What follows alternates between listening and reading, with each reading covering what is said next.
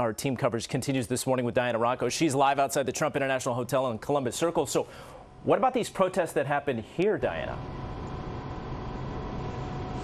Mike, we did see some backlash from what was going on in Washington here in New York, but these protests were anti-Trump protests. 8 people were arrested outside Trump Tower yesterday afternoon, and we did see groups also gather here in Columbus Circle outside Trump International Hotel to protest what they saw going on in Washington yesterday afternoon. It was just after 9 o'clock last night that we saw crowds gather here in Columbus Circle. They were much smaller crowds than what we've seen in the past.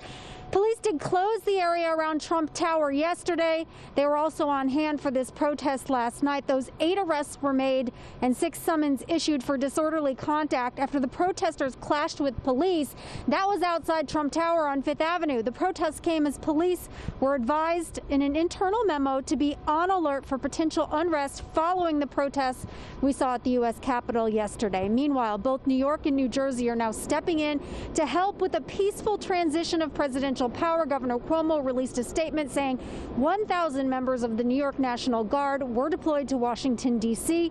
Meanwhile, Governor Murphy tweeted saying he sent members of the state police. 50 members of the state police are now headed to Washington.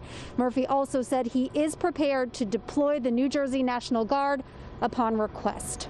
And it's unprecedented that he is fanning the flames of conspiracy theory to create a smokescreen in this nation, to cover what he is trying to do, which is undermine our democratic principles. It's being aided and abetted by good Americans who are falling prey, who are choosing Trump over truth.